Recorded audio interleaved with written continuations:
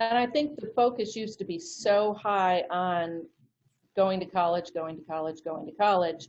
And now the specific needs of those students who are going directly to employment are being prioritized again. Like the high school has developed career pathways. There's a strong welding program, a strong ag program. And I think those pathways allow our students, even those with moderate to severe disabilities, to be able to explore some areas which may not lead to a four-year degree, but still are going to lead them into competitive employment. When we have those discussions with students and families, we then, through that process of interviews and filling out the personal profile, it allows us to have some realistic discussions regarding student plans and interests and develop a more focused multi-year course of study for them based on what their needs are. Yeah, thanks. Thanks. Great examples of how this is working, you know, in the implementation level of this work in your particular districts. I think, you know, great examples of what we might refer to as, you know, really being intentional about elevating parent voice. I just don't think we can make too much of that. So it's great to hear about these intentional efforts to do that. Trina, anything to add on this part? Nope, I think my school people said it well. Great. Great. Well, let's think a little bit about employers. Now, we've talked quite a bit about employers. We've had some great questions that have sort of leaned us into talking about this question. So, but at the same time, I want to give you an opportunity as districts to share anything else specifically. You know, we're prioritizing the needs of students, which is always number one, right? And the perspectives of parents. But also we've got to take into consideration the needs of employers. And you've talked some about that already, but we'll start with Montgomery County this time. You know, how are you leading efforts in your district to really focus on the needs of employers? Anything you would like to add to kind of what you've already said? I'm interested in also part of creating this plan for meaningful work experiences and improved employment outcomes for the students participating in the program. Part of this involves, I think, an employer letter. I may be referring to that as something different, but so you have proposal. Okay, the employer proposal, student profile, the parent conversation, the employer needs. Then you're kind of pulling all that together and figuring out great matches, and then there's an employer proposal letter. So maybe talk a little bit about that, as well as anything else that you'd like. So you're on, Shelby. The employer proposal is when you initially meet with the employer to find out the needs that they have in their business, what an ideal employee would look like. You know, we take that information, we go back and pinpoint how our students that we have in mind for this business can meet those needs. You know, maybe it's being able to give cashiers more flexibility by taking care of small side tasks, helping show the business how they can be more cost effective by employing one of our students, whatever those needs may be, how we can help meet those. So we gather that information, we create a proposal in letter form to go back to that employer. And when we initially meet with them and we do the initial interview, we ask at the end, can we come back? Can we bring you back some information? And we do that. That's compiled. It goes back. We take a copy of the student's resume with us as well that we have in mind, and just take a few minutes again with the employer. This is what we saw your needs were. This is how we can help meet those needs. This is a student that we have in mind that would work great with you. And that's just one more step in the different approach with the employer is going back. Kristen? You know, I was not able to go out on our employment interviews when we had our pilot program, but I have been able to go out since then. And kind of like what Montgomery County is doing, we kind of approach it as when we first go out there to meet with these employers, it's a very friendly meeting. It is mainly just a tell us about your business. You know, we aren't there to push any student. We aren't there to push into their business trying to say hire us now. We are there just to get to know the people that work there, to make those connections and that networking, and we are also there to just obtain information. And so, like what she was saying, you know, we take that back and we've looked at it and we say, okay, this is what they need right now, or this is what they don't need. But maybe, you know, maybe they could use a student for this particular skill or area of their business. So after that, you know, we have developed brochures for that to kind of, once we go back to kind of propose some employment opportunities. We've gotten a lot of wonderful feedback from these employers where they did not feel like we were bombarding them. They didn't feel like we were pushing anything on them. For us, moving forward, we are planning on speaking with our local chamber and going ahead and starting getting those feelings out there for additional businesses as we move forward with putting more students into the program. Great. Let me just add to. Trina? Yes. The proposal letters, as Shelby said, they take them back, and if they have a student that fits that particular need, then it's filled out for the purpose of getting a second meeting and saying we have a student that can meet these needs, as Shelby pointed out. But it can also be used, maybe they're not hiring, or they're not, you know, you can also use it for like a job shadowing experience, whether you write it to go in, well, we're looking for job shadowing experiences for our students, or internships, whatever that would be. So it's not just a proposal letter to hire the student. It can be used for multiple things, as well as, like I said, the job shadowing, the internships, other things as well.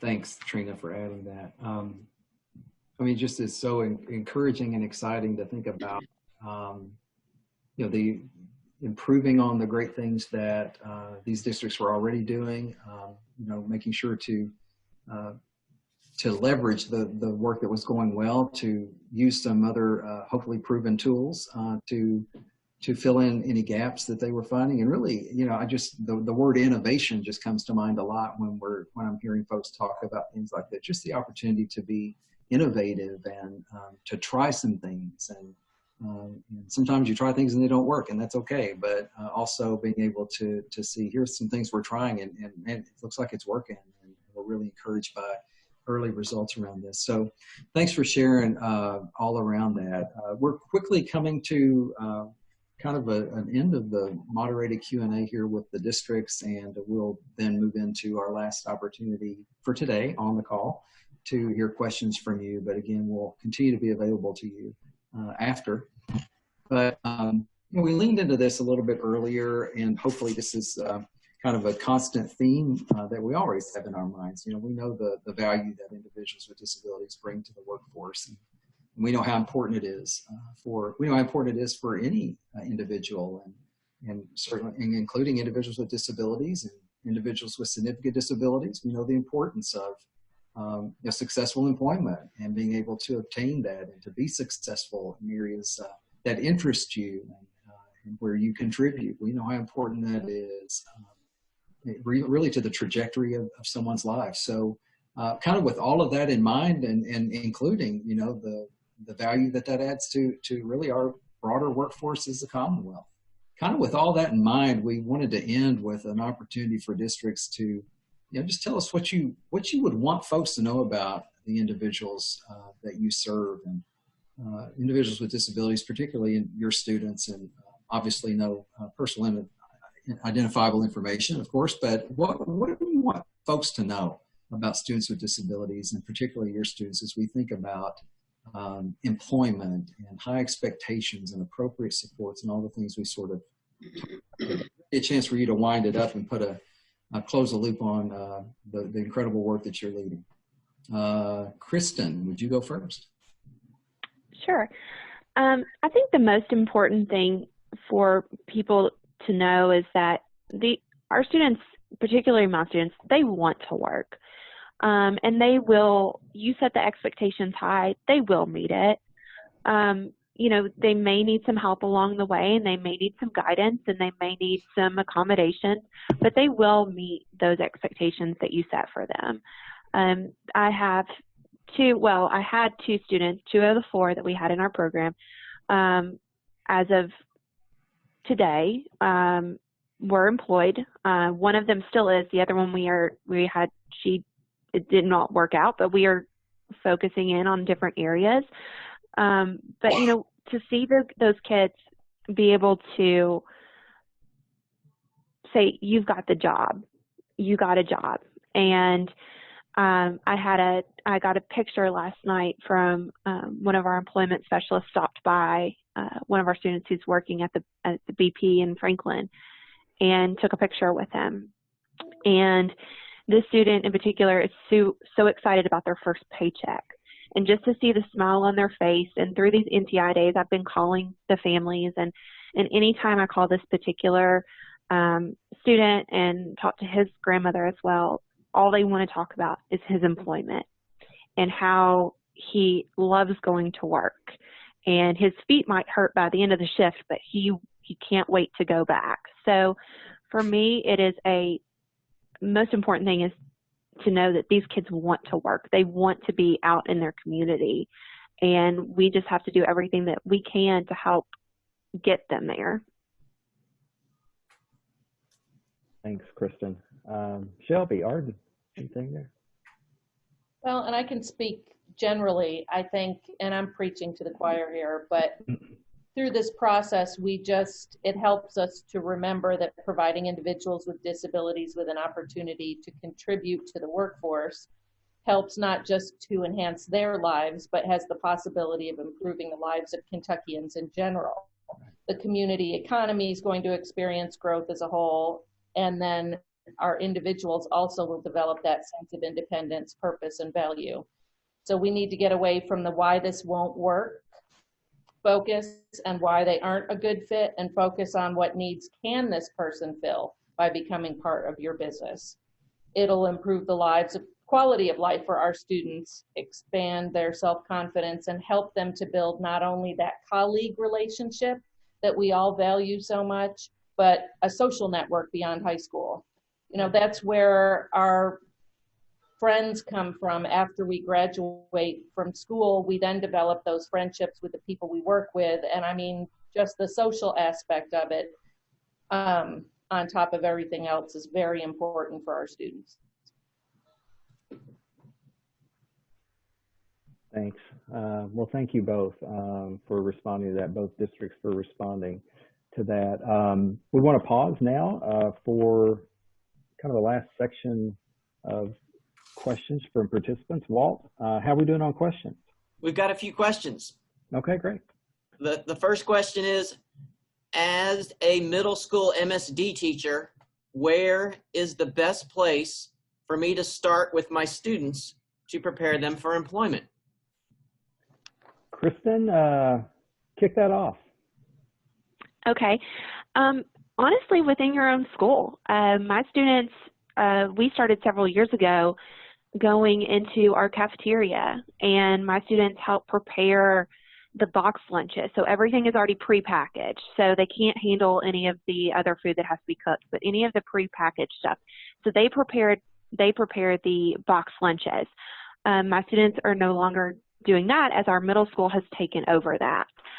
So they go in twice a week. They go in once to the middle school, and then we have one campus. So then the middle school students come over to the high school one day a week. Other opportunities for that is just to get those skills out there. So our middle school teacher now, well, not now because of the NTI days, but they had set up to go to the local food bank and help serve meals to community members during the day. So looking for any of those volunteer opportunities. Also, just think about like some job shadowing. That's a big thing for our middle school right now, is just getting them to go and just shadow workers. We even did that with some of our students. We took them to Walmart and we just kind of walked around Walmart and observed, particular employees doing their job, and we talked about it, and we asked them what do you think their responsibilities are, and that sort of thing. So for us, you can really start anywhere, but even starting in your own building. Right, and we have CBI in Montgomery County, and I think the high school goes weekly, middle school they try to go twice a month, but that gives them the opportunity to visit some businesses that they might not typically be able to visit as well. So maybe they've all been to Walmart, but they haven't been to a certain store downtown or something. So it helps to kind of broaden their horizons and give them a chance to see some things that they hadn't seen. Great, thanks. Walt, what else we have? We had another question is, do you have volunteer work sites?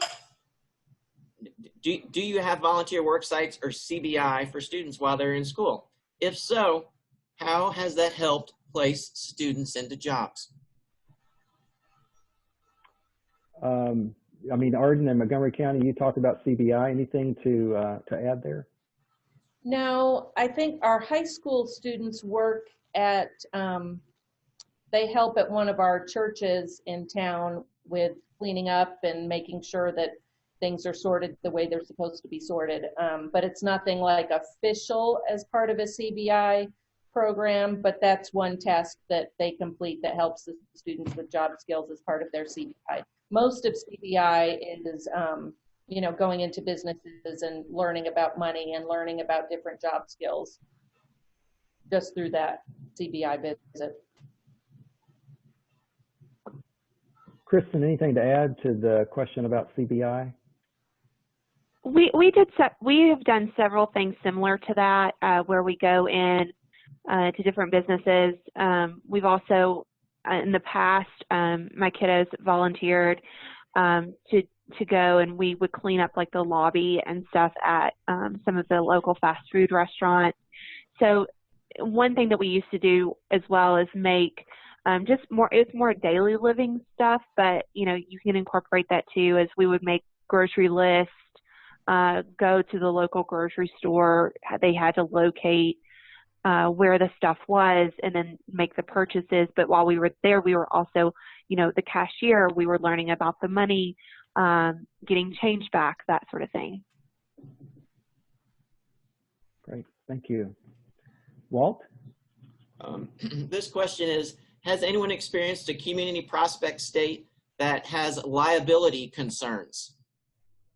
Yes, I think that's always the initial concern with everyone, with every employer. It's been the first question or objection that I have gotten.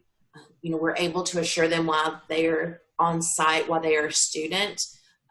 If this is a job shadowing situation, volunteer situation, that they're on a school field trip. And so school insurance will cover any type of issue that might unfortunately happen. And then once they would be employed, then the business's insurance would take over at that point. But it's been good to enlighten businesses, to let them know you can't use that as an excuse. We no, not going to happen. We've got school insurance. You're good. Okay, Walt, do we have other questions? We have a comment, and the comment is, as I listened to this, I couldn't help but notice how similar this program is to what the Carl D. Perkins Center at Thelma, Kentucky does for individuals with disabilities. The Perkins Center's mission statement is that persons will achieve sustainable, competitive, integrated employment, maximize independence, and yet gain self-respect through the provision of comprehensive services. The Perkins Center even has work-based learning. Well, I can answer to that. The biggest difference there is that we have employment specialists working with the students in their communities where they live, so that they do similar things, yes, as the Carl Perkins Center does. but they're there to finish, so to speak, to help that student get employment. Whereas when a student goes to Carl Perkins and learns all this stuff, then they go back to their communities, their home communities. Sometimes there's not that person to bridge that gap to help them get that job. That's the biggest difference, just off the top of my head, I could think about. Thanks. So thanks for that comment, and Trina, thanks for sharing that perspective. Walt, do we have any other questions or comments? We had one last question and comment. Our teachers, school supports, and school supports work diligently to get our students prepared for competitive employment until after they are 21 in most states. There is no transition after 21. So our students with the most significant challenges lose all their supports that the school districts are funding. So with that was a comment.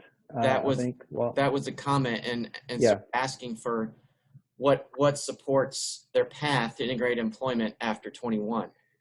Well, and I think that, if I may, and Trina, you can jump in if you like as well. I mean, I think that highlights that very real concern and comment. I think highlights the reason it's so important that these cooperative partnerships happen, even while students are in school. These other agencies where, adults with disabilities may continue to and benefit from additional services.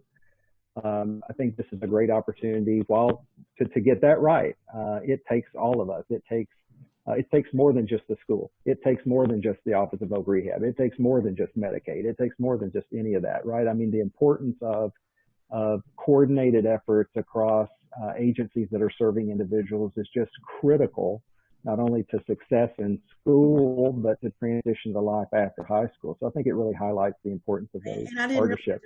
I didn't really understand the question, but it can be, you have your supportive employment agencies, you have your CRPs, your community rehab partners, and as you mentioned, your VR counselor can help once they exit school after the age of 21.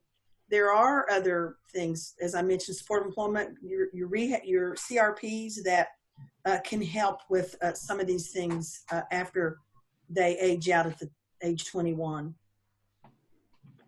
Thanks. Well, Walt, given the time, what we will promise, if there are additional questions or comments in the queue, we will make sure that we grab those and get a response to you if you have a question. But I know our time is getting short, and we really appreciate everyone kind of hanging in there with us today, and we hope that you found it helpful. And so I don't forget to do it at the end, I just want to thank Kristen and Arden and Shelby and Trina and all the folks who have participated today, and certainly thank you for participating from wherever you are. You'll see here contact information. You have this PowerPoint, or if you don't, you can certainly get it, and also some websites there for additional information. I'll turn it back over to Walt to close us out in just a minute, but if I may, just to kind of round out our time together today, the truth is we all have a stake in the success, the employment success of individuals with disabilities and individuals with significant disabilities. We all have a stake. I mean, you have a stake as a parent. You have a stake as an educator, as a provider, as a friend, as a community member, as an employer, as a policymaker. We have a stake as a workforce and as the Commonwealth. But while we all have a stake in the success of individuals with disabilities, make no mistake, nobody has more of a stake in their employment success than they do. So while we may have experienced, as we said a little bit earlier, we may have experienced over time some false starts, maybe even some disappointments in pursuit of the better outcomes that we, and most importantly, the individuals we serve, envision. But that doesn't have to remain the reality. And I think you've heard that from these districts today. But for it to change, as you've heard, some things have to change, right? I mean, in order for the current realities that we've talked about today and some of those data we've talked about and other aspects, in order for those current realities to give way to the brighter future that we envision for all Kentuckians, including students with and individuals with significant disabilities, we're going to have to work differently. We're going to have to work more collaboratively. We're going to need to work more courageously, and I would suggest we should also work more urgently on behalf of each Kentuckian and those that we serve. So, sort of the encouragement and the call for all of us today, if I may, at the end is, let's commit. Let's commit to taking on anything that stands in the way of the employment success of the individuals that we serve. And, I think the current realities that we've talked about today demand it. And I believe that the individuals we serve deserve it. So grateful for all of your participation today. And Walt, how about you close us out? You've got about 20 seconds. Is that enough? That's plenty of time. I'd like to thank all our panelists and the moderator for their time and sharing their experiences this afternoon. I'd also like to thank our participants for taking time this afternoon to join us on the webinar. Have a great weekend. Be safe. Thanks.